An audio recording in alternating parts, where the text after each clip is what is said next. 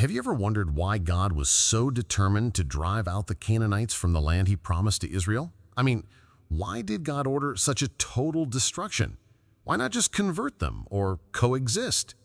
To understand that, you have to go way back to the very beginning. Because the story of the Canaanites isn't just about land or politics. It's about spiritual warfare, generational curses, and the clash between holiness and corruption. Let's start where the Bible starts, Genesis. In Genesis 10:6, we get a list of descendants after the flood. Ham, one of Noah's sons, had several children, Cush, Mizraim, Put, and Canaan. Now at first, that name Canaan might just sound like another post-flood figure, just a branch on the family tree. But later in Genesis, something strange happens. In Genesis 9:22 through 25, we get this mysterious and heavy moment. Noah gets drunk. Ham walks in and sees his father's nakedness. Whatever that really meant is still debated, but it clearly crosses a serious line. But here's the twist. Noah doesn't curse Ham. He curses Ham's son. Cursed be Canaan, a servant of servants shall he be unto his brothers. Why Canaan? Why curse the son instead of the one who sinned? Some scholars say maybe Canaan had already shown signs of spiritual rebellion or moral corruption. Others believe this was prophetic, a divine insight into what Canaan's lineage would become. Either way, that curse set the tone for everything that came after. This wasn't just a punishment, it was a glimpse into a future shaped by deep spiritual conflict. And sure enough, as the descendants of Canaan spread through the region, they developed a culture that stood in complete opposition to everything God wanted for his people. Their society wasn't just different, it was perverse, violent, and spiritually toxic. The land of Canaan wasn't just a place on the map, it was a stronghold of darkness, a spiritual battleground. The Bible says they built cities, developed trade, and thrived agriculturally. But underneath that progress was something deeply corrupt.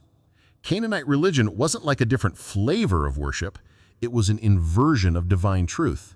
They worshipped gods like Baal, Ashtoreth, and Molech, gods who demanded sexual rituals, child sacrifice, and blood offerings. This wasn't symbolic, it was literal. They believed sex with temple prostitutes could bring blessings from the gods. They believed offering their children in fire could bring prosperity. It was horrific. And yet, it worked, at least from the outside. Their crops grew, their cities flourished, their culture seemed powerful. But behind that success was a spiritual poison that God would not tolerate. Now you might ask, why did God wait? Why not stop them earlier? Great question. The answer actually appears way back in Genesis 15:16. God tells Abraham that his descendants will wait 4 generations before entering Canaan because the iniquity of the Amorites is not yet full. In other words, God was patient. He gave them time, centuries in fact. But when their sin reached the breaking point, when darkness had fully taken root, he executed judgment. This is important. God isn't rash or cruel. His justice is slow, deliberate, and holy. The Canaanites weren't punished for being different. They were judged for embracing and institutionalizing evil on a massive cultural scale. By the time Israel approached the land, the culture of Canaan had become so corrupted that God didn't just see it as a threat, he saw it as a spiritual cancer. And Israel was supposed to be different, a nation set apart, a holy people. But holiness cannot survive if it's constantly entangled with darkness. That's why God didn't just want the land cleared, he wanted it purified. Every idol destroyed, every altar torn down, every source of temptation removed. And here's something even more intense to consider. The land itself was defiled. In Leviticus 18, God lists the sins of the Canaanites: incest, bestiality, human sacrifice, and more, and then says, "The land is defiled, therefore I do visit the iniquity thereof upon it." It's not just that the people were wicked, the land was spiritually polluted. This wasn't just about territory, it was about reclaiming spiritual ground. So what exactly were these practices that God found so abominable? Let's talk about their religious system. because it wasn't random or chaotic. It was structured, it was organized, and it was deeply embedded in daily life. At the center of their belief system were three main figures: Baal, Ashtoreth, and Molech. Think of them as the unholy trinity of Canaanite religion. Baal was the god of fertility and weather. He was the one they believed brought rain and harvest. When it rained, they praised Baal. When it didn't, they performed rituals to wake him up. These rituals often involved sexual acts in temples, sacred prostitution, because they believed that mimicking fertility in the temple would lead to fertility in the land.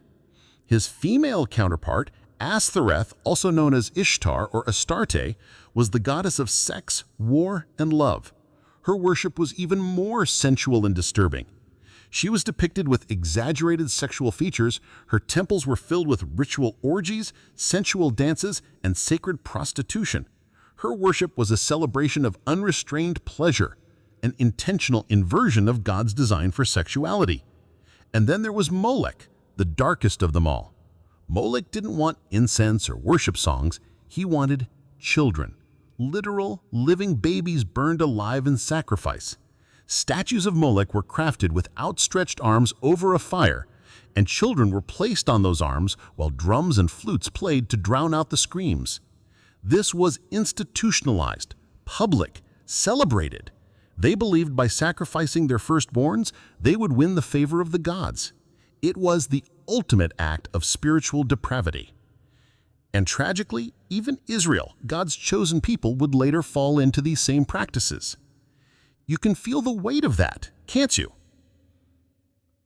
That's why God said in Deuteronomy 20:16-18, "You must not leave alive anything that breathes, that they teach you not to do after all their abominations." It was spiritual protection, not genocide, not racism, not hate, but divine preservation. The command to destroy the Canaanites wasn't about cruelty. It was about shielding Israel from the same spiritual collapse. And when Israel didn't fully obey, when they left Canaanites in the land, God's warning proved true. Over time, Israel adopted their customs. They built their own altars to Baal. They planted Asherah poles. They even sacrificed their children. Judges 2:2-3 says it plainly. God told them not to make treaties, not to let the Canaanites stay. But they disobeyed, and as God warned, they shall be as thorns in your sides, and their gods shall be a snare to you. And that's exactly what happened. The influence of Canaanite religion entered the heart of Israel like a spiritual infection, slowly at first, then openly, then fully accepted. And that leads us to a truth that still applies today. When you tolerate what God commands you to destroy, it will eventually destroy you. So let's pick up where we left off, right at the heart of the spiritual crisis. Israel was supposed to enter the land of Canaan, not just to conquer it, but to cleanse it. This was more than a military campaign. It was a battle for the soul of a nation. And the enemy wasn't just armies or cities. It was a belief system, a culture built around demonic gods and seductive rituals. And no two gods represented this more than Baal and Ashtoreth. Let's talk about Baal. Now, Baal wasn't just some obscure pagan deity tucked away in a few ancient myths. He was the main event. His name literally means Lord or Master, and that's how the Canaanites saw him, not just as a god of weather or crops, but as the ruler of life itself. They believed Baal controlled the skies, the seasons, and the very rain that kept their fields alive. So when a drought hit, what did they do? They didn't pray. They performed rituals, public, graphic, and deeply disturbing rituals designed to get Baal's attention. And what kind of rituals are we talking about? Religious orgies, temple prostitution, even human sacrifice. See, in Canaanite theology, sex wasn't just a physical act, it was a spiritual transaction. They believed that if they mimicked fertility on earth, Baal and Ashtoreth would respond by fertilizing the land. So men and women would go to temples, sleep with sacred prostitutes, and offer their bodies as worship. It sounds outrageous now, but back then it was the norm. These temples weren't underground operations, they were in the center of town, publicly supported, socially accepted. And that's what made this religion so dangerous. It was seductive. It promised visible results, rain, harvest, prosperity, and it offered immediate pleasure. No holiness required, no obedience, just rituals that fed the senses and stroked the ego. Now, Baal didn't operate alone. His consort, Ashtoreth, brought her own form of spiritual chaos. Known across different cultures as Ishtar or Astarte, Ashtoreth was the goddess of sex, war, and seduction. She was the embodiment of lust, power, and chaos, all rolled into one. Her temples were decorated with carved poles called asherim, sacred groves where temple prostitution happened regularly. Her image was everywhere. Statues with exaggerated sexual features, altars surrounded by dancers, festivals that turned into mass orgies. But don't think for a second this was just about pleasure. This was spiritual warfare, disguised as worship. Every act of devotion to Ashtoreth was an act of rebellion against the God of Israel. And here's the chilling part. This wasn't happening in some far-off pagan land. This was happening inside Israel. 1 Samuel 7 tells us that Samuel had to call the people to return to God and abandon the foreign gods, including Ashtoreth. That means she wasn't just on the fringes, she'd made it into the very center of Israel's spiritual life. And this brings us to a critical truth. False religion always starts at the edges, but if left unchecked, it moves to the center.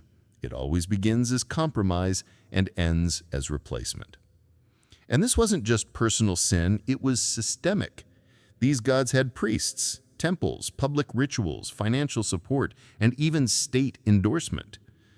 Kings of Israel like Ahab built temples for Baal inside God's territory.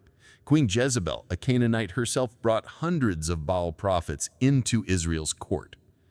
You might remember the epic moment in 1 Kings 18. Elijah, the lone prophet of God, stands against 450 prophets of Baal on Mount Carmel. It wasn't just a contest of fire. It was a public showdown between Yahweh and Baal, the true God versus the great pretender. And only one answered. That moment revealed everything. Baal may have had the numbers, the buildings, and the cultural momentum, but he had no power, no presence, no fire. And yet, even after that, Israel kept going back to him. Why? Because Baal worship didn't just offer spiritual connection, it offered pleasure, approval, and results. It was everything the human heart wanted, wrapped in religious language. That's what made it so dangerous. And if Baal was seductive, Ashtoreth was intoxicating. She didn't just corrupt Israel's worship, she redefined their idea of womanhood, family, and sexuality. In her cult, the female body was no longer sacred. It was a tool, an object, a vessel for spiritual energy that had nothing to do with love, covenant, or holiness. Women were priestesses of lust. Men were customers and worshipers. Even war and violence were tied to her rites. Before battle, soldiers would dedicate themselves to Ashtoreth, sometimes through blood rituals or by promising brutal sacrifices if victorious. She was a goddess of both passion and destruction. This is what the Israelites allowed into their land. Now imagine what that did to the children. This is where Molech comes in. If Baal corrupted worship and Ashtoreth corrupted sexuality, Molech corrupted the value of life itself. And not just life, innocent life. Molech demanded children, not metaphorically, literally. In Leviticus 18:21, God gives one of the clearest and most horrifying commands. Do not let any of your children be sacrificed to Molech, for you must not profane the name of your God. This wasn't symbolic, it was happening, and it was accepted. The ritual was simple and terrifying. A giant bronze statue of Molech, often shaped like a man with a bull head, was heated until it glowed red hot. Then parents would place their babies in its outstretched arms. Drums would beat, flutes would play. all to drown out the screams. Why would anyone do this? Because they believed it worked. Sacrificing your firstborn, they said, would ensure blessings, favor in war, success in harvest. It was a deal with the devil, signed in blood. And tragically, Israel did the unthinkable. Kings like Ahaz and Manasseh, yes, kings of Judah, offered their own children to Molech. They turned the valley of Hinnom just outside Jerusalem into a place of fire and death, a place later called Gehenna, the word Jesus would use to describe hell. This wasn't fringe worship. It was normalized, institutionalized, just like everything else in Canaanite religion. And this brings us to the key question. Why was God so harsh? Why did he command total destruction? Because the Canaanites didn't just sin, they built an entire civilization on sin. They raised their children in it. They structured their society around it. They made sin sacred. In Leviticus 20:23, God says, "You must not live according to the customs of the nations I'm going to drive out before you. Because they did all these things, I abhorred them." It's not just about acts, it's about systems. It's about culture. And when sin becomes culture, judgment is inevitable. And here's the uncomfortable part. Israel was warned repeatedly. God told them not to intermarry, not to make treaties, not to leave Canaanite altars standing. But they didn't listen. They compromised. They coexisted. And in doing so, they were seduced. The people of God became like the people they were supposed to displace. What was supposed to be a land of holiness became a land of spiritual confusion. What was promised as a blessing became a battlefield. And in the end, the very sins that condemned Canaan condemned Israel too. So here's the big idea. The battle wasn't just physical, it was spiritual. And it still is. Because the gods of Canaan may go by different names today, but their influence hasn't disappeared. Pleasure without covenant, prosperity without morality, worship without truth. It's all around us. The story of Baal, Ashtoreth, and Molech isn't ancient history. It's a warning, a mirror, a wake-up call.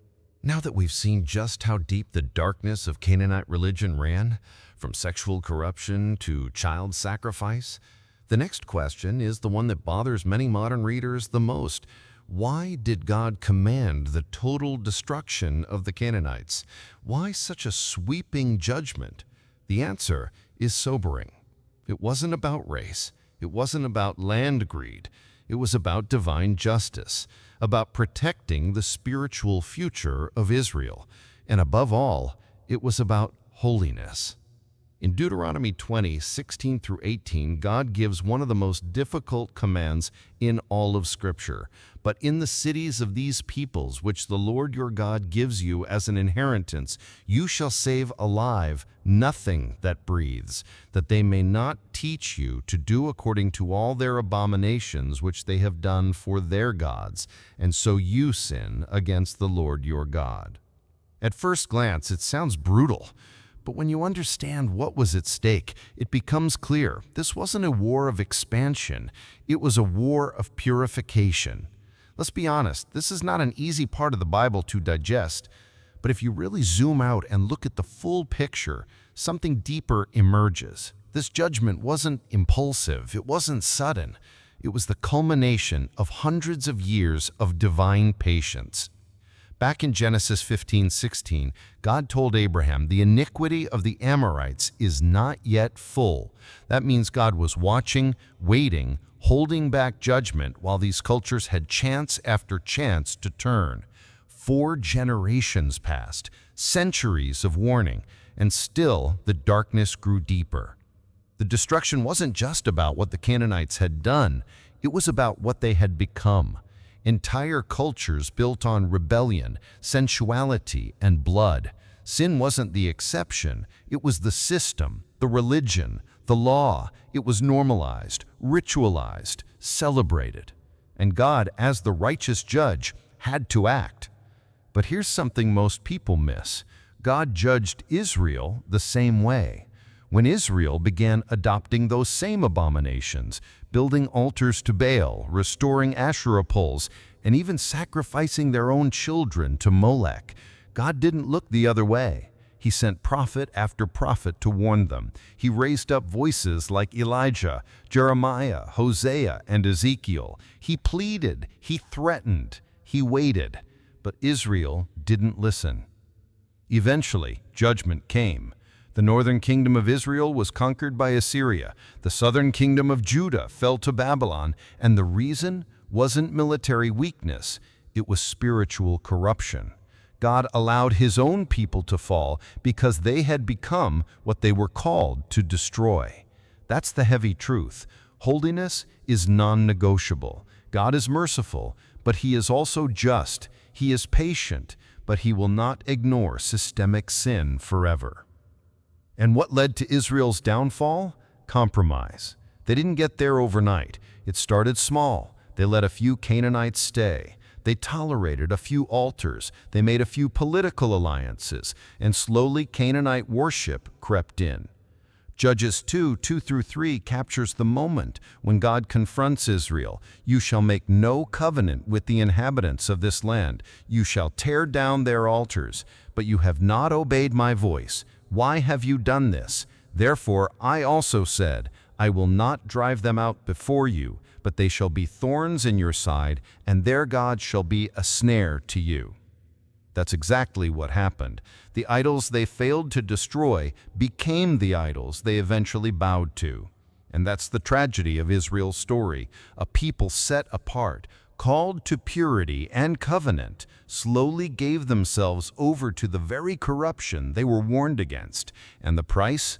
Loss of identity, loss of land, exile, captivity. What was supposed to be a land flowing with milk and honey became a land of blood, ashes, and ruined temples. And yet, even in judgment, God did not abandon them. That's the hope threaded through all of this. The God who judged them was still the God who loved them. He promised restoration. He promised a remnant. He promised a future where the land would be holy again, not through bloodshed, but through the coming of the Messiah. And that's where everything turns, because centuries after Israel's fall, another figure entered the land of Canaan. But it didn't come with armies. He came with a message: Jesus.